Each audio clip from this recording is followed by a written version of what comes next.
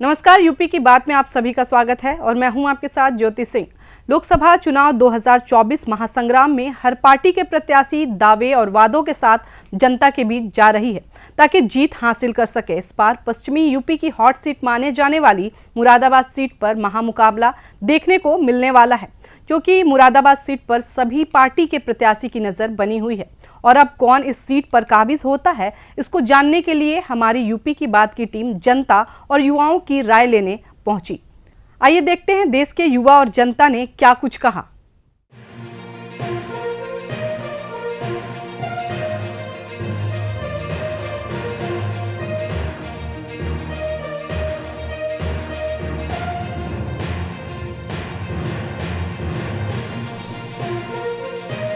लोकसभा चुनाव के लिहाज से उत्तर प्रदेश देश की सभी राजनीतिक पार्टियों के लिए सबसे महत्वपूर्ण मानी जाती है, क्योंकि यहाँ सबसे ज्यादा सीट यानी 80 लोकसभा सीट आती है। और राजनीति में कहावत भी है कि उत्तर प्रदेश से ही दिल्ली का सफर तय होता है। इधर राजनीतिक पार्टियों के लिए उत्तर प्रदेश का मुरादाबाद सीट को काफी अहम माना जाता है। यहाँ राजनीति हो, सामाजिक दायित्व, शिक्षा हो, समाज सेवा हो, हर क्षेत्र में युवाओं की भागीदारी अहम मानी जाती है। तो इस सीट पर क्या है चुनाव को लेकर युवाओं की राय, इसी को जानने के लिए सबसे पहले यूपी की बात की टीम मुरादाबाद के प्रसिद्ध इंजीनियरिंग कॉलेज MIT पहुंची और यहाँ के छात्र छात्राओं से जाना कि वो अपने स्थानीय सांसद और देश के PM से क्या उम्मीद रखते हैं। सुनिए उनके विचार। कहते हैं समाज के विकास में युवाओं का बहुत बड़ा योगदान होता है। राजनीति में भी युवा बढ़ चढ़कर हिस्सा ले रहे हैं। इसी को लेकर यूपी की बात की टीम आज मुरादाबाद के सबसे बड़े इंजीनियरिंग कॉलेज MIT पहुंची, जहां युवाओं से पूछेंगे कि कैसा उनका सांसद होना चाहिए, कैसा उनका PM होना चाहिए। सबसे पहले बात करेंगे MIT के छात्रा से। क्या नाम है आपका? मेरा नाम आरोही वर्मा है। आरोही, कैसा आपको चाहिए इस बार, जैसे चुनाव शुरू हो गए हैं, 19 तारीख को यहाँ पर मतदान है जी, किस तरीके का आपको सांसद और प्रधानमंत्री चाहते हैं? जी, मैं ऐसा प्रधानमंत्री चाहती हूँ जो हमारे देश के विकास के लिए हर क्षेत्र में सोचे, भले ही वो शिक्षा हो या चिकित्सा हो। शिक्षा में भी ज़्यादा से ज़्यादा जॉब अपॉर्चुनिटीज़, स्टार्टअप बिजनेसेस, इन सब के बारे में सोचे। और चिकित्सालय में भी बहुत सारी ऐसी जगह हैं जहाँ पर कम अपॉर्चुनिटीज़, कम फैसिलिटीज़ मिल पाती हैं हॉस्पिटल केयर को लेकर के, वो सब भी ज़्यादा से ज़्यादा हमें प्रोवाइड करी जाए। अच्छा, जैसे आप एजुकेशन कर रही हैं, पिछले आपको कुछ समय में लगा पिछली सरकारों ने कुछ काम करा? जी, मुझे काफ़ी ज़्यादा इम्प्रूवमेंट नज़र आया अलग अलग चीज़ों में। जैसे कि हमारे कॉलेज में भी सिर्फ और सिर्फ पहले स्टडीज़ होती थी, लेकिन अब सुपर 30 और स्टार्टअप बिजनेसेस जैसे आइडियाज़ अब हमें दिए गए हैं। तो ज़्यादा से ज़्यादा बच्चे भी प्रेरित हो रहे हैं कि उनमें हम लोग अपॉर्चुनिटीज़ को ग्रैब कर पाएँ और अपना योगदान दे पाएँ। क्या शुभ नाम है भैया? मेरा नाम हैदर अली है। हैदर, क्या लगता है इस बार चुनाव में कैसा माहौल है और किसको आपको चाहते हैं कि कौन सा सांसद होना चाहिए, किस तरीके का? इस बार सांसद तो खैर हमारी पब्लिक ही चुनेगी, और मैं चाहता हूं कि हमारी पब्लिक, हमारी यूपी के अंदर 80% लोग, 90% लोग 15,000 रुपये से कम में कमाते हैं। तो मैं चाहता हूं कि हमारी सरकार उन लोगों पे एजुकेशन पे काम दे, उनकी हेल्थ सेक्टर पे काम दे, और फिर इन सबसे ज़्यादा हमारी जो पूरी कंट्री है, हमें पूरे ध्यान देना, हमारा ग्लोबल वार्मिंग पे ध्यान देना है और हमें क्लाइमेट चेंज पे ध्यान देना है। और आजकल क्या होता है कि गवर्नमेंट एग्जाम्स में पेपर लीक हो जाते हैं, उस चीज़ पर सरकार सख्त एक्शन ले। और यहाँ पर यूपी का थोड़ा सा क्राइम, कहना नहीं चाहिए, थोड़ा सा बढ़ रहा है, तो हमारी यूपी का सरकार उस पर ध्यान दे ताकि वो चीज़ कम हो पाए। क्योंकि यूपी में बहुत सारे लोग ऐसे हैं जो एक्शंस नहीं ले पाते हैं, बहुत बेचारे गरीब हैं, तो हमारी सरकार को उन पर ज़्यादा ध्यान देना चाहिए। और यूपी की सरकार, यूपी के लोग तभी ग्रो करेंगे जब हमारी एजुकेशन और हेल्थ सेक्टर हमारा हाई पे होगा। चलिए, धन्यवाद। क्या शुभ नाम है? सर, मेरा नाम आंचल चौधरी है और हम सभी चाहते हैं कि फ्यूचर में जो भी गवर्नमेंट बने वो ईमानदार हो और समझदार हो और वो अपने देश के लोगों के हित में जो निर्णय ले। हम चाहते हैं कि जो भी सरकार बने ना केवल वो वोट मांगने की राजनीति करे, बल्कि कर्म करने की भी नीति करे और अपने देश के लोगों की पीड़ा को समझे। और सबसे बड़ी बात हम देख सकते हैं कि जब से प्रधानमंत्री नरेंद्र मोदी जी बने हैं, पिछले 10 सालों में बहुत डेवलपमेंट हुआ है, लेकिन कहीं ना कहीं उस डेवलपमेंट में कुछ रुकावटें हो रही हैं। जैसे कि हम देख सकते हैं आरक्षण, कुछ लोगों को आरक्षण मिल जाता है जिसकी वजह से जिन लोगों की योग्यता होती है वो दर्जा प्राप्त नहीं कर पाते। तो मेरा मानना है कि जो भी फ्यूचर में सरकार बने, आरक्षण किस बेस पे होना चाहिए, क्या मानते? योग्यता के बेस पे या फिर फाइनेंशियली देखना चाहिए, कास्ट वाइज नहीं होना चाहिए। क्या नाम है? मेरा नाम विवेक किशोर है। क्या इस बार लगता है चुनाव जो आ गए हैं, पहले चरण का चुनाव मुरादाबाद से शुरू हो रहा है, तो कैसी सरकार बनाना चाहते हैं? मैं ऐसी सरकार बनाना चाहता हूँ, या हम सब मिलकर ऐसी सरकार बनाना चाहेंगे जो युवाओं पे अब की बार फोकस करे, क्योंकि मैं ये मानता हूँ कि युवा ही इस देश का भविष्य है और आजकल के युवा टेक्नोलॉजी की तरफ बहुत ज़्यादा प्रेरित हो रहे हैं। तो पिछली जितनी भी सरकारें आई हैं उन्होंने टेक्नोलॉजी को इतना ज़्यादा महत्वपूर्ण नहीं समझा जितना अब की सरकार ने समझा है, क्योंकि बहुत सारी ऐसी योजनाएं और स्कीम्स है जो टेक्नोलॉजी को एक नए स्तर पर लेके जा रही है। और मैं खुद एक IT सेक्टर से बिलोंग करने वाला स्टूडेंट हूँ, तो मैं ज़रूर चाहूँगा कि टेक्नोलॉजी को नई नई ऊंचाइयाँ मिले, जिससे हमारे लिए रोजगार की जो अपॉर्चुनिटीज़ हैं वो बढ़े। क्या शुभ नाम है भैया? मेरा नाम राहुल है। राहुल, कैसा लग रहा है इस बार चुनाव का माहौल और किस तरीके की आप सरकार चाहते हैं? सरकार चुनना चाहता हूँ जो कि हमारे देश को विश्व का लीडर बनाने की ओर काम करे। जैसे कि आज के टाइम पे सभी की नज़र इंडिया के ऊपर है कि इंडिया उनके लिए क्या नया लेके आने वाला है, चाहे US हो या फिर कोई और देश हो, उन सब में भारतीयों की लोकप्रियता बहुत बढ़ रही है। तो मैं चाहता हूँ कि एक ऐसी सरकार आए जो विश्व देश में इंडिया का नाम बहुत ऊंचा लेके जाए और इसको विश्व लीडर बनाने की राह पर काम करे। बहुत अच्छे विचार। हमारे साथ MIT के टीचर्स भी हैं। सर, क्या शुभ नाम है? डॉक्टर ललित मोहन त्रिवेदी। क्या इस बार चुनाव का माहौल लग रहा है, किसकी सरकार बननी चाहिए और किस तरीके के PM दोबारा से आने चाहिए? PM के बारे में तो ये कहूँगा कि जो भी लीडर होना चाहिए वो डेमोक्रेटिक टाइप से बनना चाहिए, क्योंकि हमारे देश में कॉन्स्टिट्यूशन बनाया गया और हम लोग मोनार्की सिस्टम से डेमोक्रेटिक पार्ट पे आए।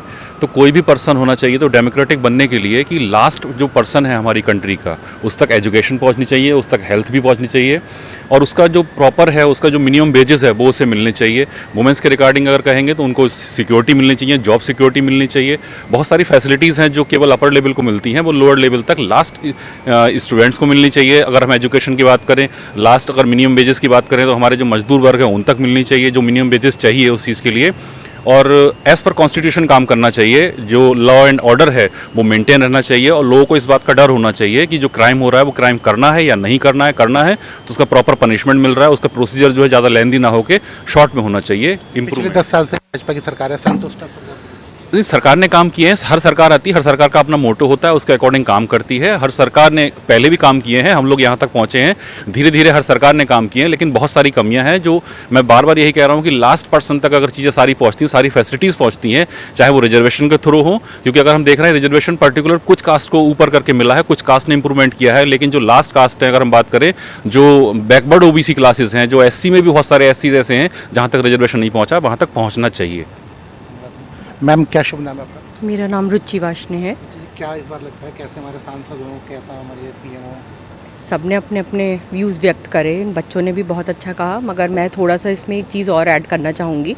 जैसे प्रधानमंत्री जी ने NEP लाए, नेशनल एजुकेशन पॉलिसी, उसमें ज़्यादातर हम सब ने ध्यान दिया कि होलिस्टिक डेवलपमेंट और एथिक्स पे बहुत ज़्यादा कहा जा रहा है कि उस पर ध्यान देना चाहिए। अब हम बच्चों की बात करें, किसी भी वर्ग की बात करें, सब अपने राजनेताओं से सीखते हैं। दो चीज़ों पे मैं चाहती हूँ बहुत ज़्यादा ध्यान जाना चाहिए कि आए दिन जो लीडर्स हैं अपनी पार्टीज़ चेंज करते रहते हैं, है ना, अपना मैनिफेस्टो बदलते रहते हैं, तो इससे क्या इम्पैक्ट जा रहा है पब्लिक पे। दूसरी चीज़ मैं ये कहना चाहूँगी, जो ये होलिस्टिक डेवलपमेंट एथिक्स की बात हो रही है, आपस में आपने देखा होगा पार्लियामेंट में आए दिन लड़ाई झगड़े होते रहते हैं, है ना, कागज़ एक दूसरे के ऊपर फाड़ के फेंके जाते हैं। तो इससे हम क्या सिखा रहे हैं? तो जब हमारा नेता, सबसे पहले नेताओं को उजागर होने की ज़रूरत है। जब वो इन पॉइंट्स के प्रति उजागर होंगे तभी हम एक लैंडमार्क सेट कर सकते हैं, वही चीज़ आगे जाती है, उसी से हर वर्ग का इंसान सीखता है। तो इसलिए थोड़ा सा इन बातों पे भी ध्यान जाना ज़रूरी है नेताओं का। बहुत अच्छी बात कही थी मैम ने। एक तो नेता पार्टी न बदलें। हमारे साथ कुछ और बच्चे भी जुड़े हैं, उनसे बात करेंगे। क्या नाम है? तनिष्का रोहिला। तनिष्का, क्या इस बार चुनाव में क्या माहौल है और क्या आपको लगता है कि कैसा PM होना चाहिए? मेरे अकॉर्डिंग जब हम वोट करते हैं तो हमें वोट किसी धर्म, जाति या रंग के बेसिस पे ना करके हमें अपना नेता ऐसा चुनना चाहिए जो जनता के हित के लिए काम करे, ना कि हम जाति के बेसिस पे वोट करें। और हमारा नेता ऐसा हो जो कि एजुकेशन पॉलिसी, हेल्थ सेक्टर, हर फील्ड में काम करे, सिर्फ एक ही फील्ड में ध्यान ना दे, हर पैरामीटर्स को ध्यान में रखते हुए देश के हित और के विकास के लिए सोचे। जैसे हमारे एजुकेशन पॉलिसी की बात करें तो नई नई एजुकेशन पॉलिसी हर बार आती हैं, हर बार लॉन्च होती हैं, पर ऐसी एजुकेशन पॉलिसी आनी चाहिए जो बच्चों के विकास पे फोकस करे ज़्यादा से ज़्यादा। क्या शुभ नाम है? लवी चौधरी। क्या लगता है इस बार चुनावों में किस तरीके की सरकार होनी चाहिए? सर, इस बार जो सरकार होनी चाहिए मेरे ओपिनियन में तो बहुत ही अनबाइज्ड होनी चाहिए कि हम किसी की जाति या फिर धर्म को देख के किसी को वोट ना करें, उसकी कैपेबिलिटीज़ और उसकी एजुकेशनल क्वालिफिकेशंस को भी हमें देखना चाहिए। साथ ही हर बार जब चुनाव होते हैं तो हमारे जो प्रतिनिधि होते हैं वो हमसे काफ़ी वादे करके जाते हैं, तो हमें ये भी ध्यान में रखते हुए वोट करना चाहिए कि वो क्या उन्हें पूरा करने में सक्षम है या नहीं है। और अगर बात करें हम शिक्षा के क्षेत्र में, तो मैं इलेक्ट्रॉनिक्स और कम्युनिकेशन की छात्रा हूँ, और देखा जाए तो मोदी जी ने अभी हाल फिलहाल में इलेक्ट्रॉनिक्स इंडस्ट्री सेटअप का निर्णय लिया है भारत में, तो वो एक बहुत ही अच्छा कदम है। रोजगार मिलेगा पीढ़ी को। जी सर, रोजगार मिलेगा और प्रगति मिलेगी हमारे देश को, हमारा देश आगे बढ़ेगा और लीडर बनेगा। चलिए धन्यवाद। क्या शुभ नाम? स्नेहा त्यागी। इसमें क्या लगता है कि हमारे इस बार कैसी सरकार बननी चाहिए, पीएम कैसे होनी? सिर्फ अपने बारे में सोचे, वो सभी जो भारत के वासी हैं उनके बारे में सोचे, और चिकित्सा और जैसे हेल्थ केयर में और जो हमारी स्टडीज़ हैं उन पे फोकस करें। जैसे कि मैं एक बीटेक की छात्र हूँ, डेटा साइंस की छात्र हूँ, तो उसमें मैंने बहुत सारी चीज़ों में कमियाँ देखी है। जैसे कि हमको जो एजुकेशन दी जाती है, बहुत सारे सब्जेक्ट्स पढ़ाए जाते हैं, लेकिन जो हमारी जिस चीज़ से मेन हमारी जॉब लगती है, बहुत सारी चीज़ें ऐसी होती हैं जो बच्चों को अलग से करनी पड़ती हैं। वो कॉलेज भी करते हैं, लेकिन साथ में फिर उनको अलग से वो सब चीज़ें प्रिपेयर करनी पड़ती हैं। तो आई थिंक वो एजुकेशन के क्षेत्र में थोड़ा बदलाव आना चाहिए, ऐसी चीज़ें जुड़नी चाहिए जिससे बच्चे वो चीज़ें कॉलेज में ही सीखें, वहाँ पे प्रैक्टिकली करें, और अगर वो आगे कहीं प्लेसमेंट्स या जॉब के लिए जाते हैं तो उनको वहाँ दिक्कत ना हो।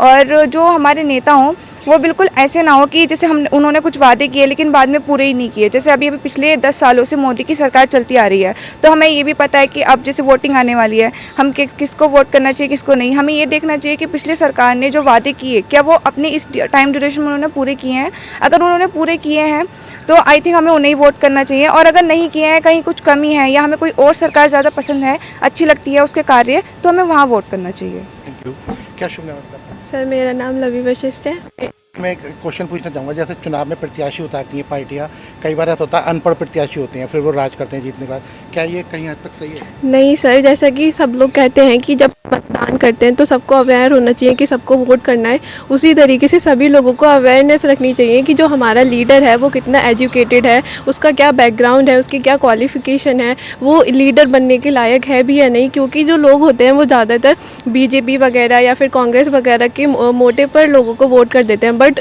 ऑन द अदर हैंड हमको ये देखना चाहिए कि जो हमारे लीडर्स हैं उन सब में सबसे ज़्यादा बेस्ट कौन है, तभी हम एक बेहतर नेता को क्या कहते हैं चुन सकते हैं।